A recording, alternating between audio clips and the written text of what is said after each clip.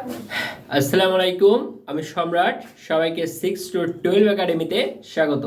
Viewers, আজকে আমাদের আলোচ্য বিষয় হলো নবম ও দশম শ্রেণীর রসায়ন বিজ্ঞান বইয়ের পঞ্চম অধ্যায় অর্থাৎ রাসায়নিক বন্ধন অধ্যায়টির আয়নিক এবং সমযোজী বন্ধন নিয়ে আলোচনা। আজকের ক্লাসটিতে আমি শুধুমাত্র আয়নিক বন্ধন নিয়ে আলোচনা করব। ভিউয়ার্স, চলো আমরা ক্লাসটি নিয়ে আলোচনা করে দেখি। রাসায়নিক বন্ধন 5 অধ্যায়, যেটা আজকের আলোচ্য বিষয় হলো আয়নিক বন্ধন। এই আয়নিক বন্ধন মূলত গঠিত হয়ে থাকে ধাতু এবং অধাতুর সমন্বয়ে। এখানে ডায়াগ্রাম চিত্র রেখে চিত্রের মাধ্যমে দুইটি আয়নিক বন্ধন দেখানো হয়েছে। মূলত প্রথমে এখানে আমাদের আছে সোডিয়াম ক্লোরাইড। এটি একটি যৌগ, খাবার লবণের সংকেত। সোডিয়াম 11 নম্বর মৌল, পারমাণবিক সংখ্যা 11, ইলেকট্রন বিন্যাস হলো 2, 8, 1, শেষ কক্ষপথে 1, তাই এটি ধাতু। ক্লোরিন 2, 8, 7, শেষ কক্ষপথে 7, তাই এটা হলো অধাতু। যেহেতু 4 এর বেশি সেহেতু অধাতু, আর এটা 1 থেকে 3 এর ভিতরে, তাই ধাতু। এই ধাতু আর অধাতু মিলে হয় আয়নিক বন্ধন। তো এখানে 1, 2, 3 তিনটা কক্ষপথ হলো সোডিয়ামের, তিনটা কক্ষপথ এঁকে নিলাম। প্রথম কক্ষপথে ইলেকট্রন থাকে 2টা, এই যে 2টা, দ্বিতীয়তে 8টা, 2, 4, 6, 8, আর শেষ কক্ষপথে আছে একটা, এই যে শেষ কক্ষপথে একটি।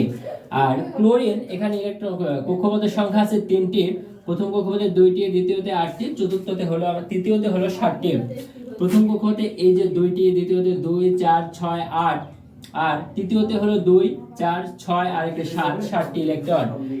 এইখানে এই সোডিয়াম মৌলটি ইলেকট্রন ত্যাগ করে ক্যাটায়ন অর্থাৎ ধনাত্মক চার্জ যুক্ত হবে, আর এখানে ক্লোরিন একটা গ্রহণ করে ঋণাত্মক অর্থাৎ অ্যানায়ন চার্জ যুক্ত হবে।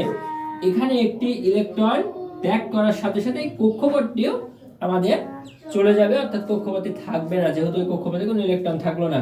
তো এই দুইটা কক্ষপথ থাকবে, যেই কক্ষপথে আমাদের প্রথমে 2টি, দ্বিতীয়তে থাকে 8টি। এটা মূলত করা হয় অষ্টক পূর্ণ করার জন্য। এখানে এই মৌলটি একটা ছেড়ে দিয়ে অষ্টক পূর্ণ করবে, আর ক্লোরিন মৌলটি একটা গ্রহণ করে অষ্টক পূর্ণ করবে। তো এই ক্লোরিন মৌলটির শেষ কক্ষপথ হলো 7টি, 2, 4, 6 আর একে 7। এখান থেকে একটি গ্রহণ করে শেষ কক্ষপথ হয় 8টি, 2, 4, 6, 8। এখানে সোডিয়াম মৌলটি ইলেকট্রন ত্যাগ করলো, তাই সোডিয়াম প্লাস আয়ন। ক্লোরিন মৌলটি একটি ইলেকট্রন গ্রহণ করলো, তাই আমাদের এখানে ক্লোরিন মাইনাস আয়ন। এই মাইনাস আয়ন যেটি, এটিকে বলা হয় অ্যানায়ন। মাইনাস আয়নের নাম হলো অ্যানায়ন। আর এইখানে যে প্লাস চার্জ যুক্ত সেটাকে বলা হয় ক্যাটায়ন। ধনাত্মক চার্জ যুক্ত এটার নাম হলো ক্যাটায়ন, আর ঋণাত্মক চার্জ যুক্ত এটার নাম হলো অ্যানায়ন। আচ্ছা, এই দুইটা মৌল মিলে আমাদের সোডিয়াম ক্লোরাইড, যেটা খাওয়ার লবণ, সেটি হয়ে থাকে। তারপরে হলো আমাদের ম্যাগনেসিয়াম অক্সাইড।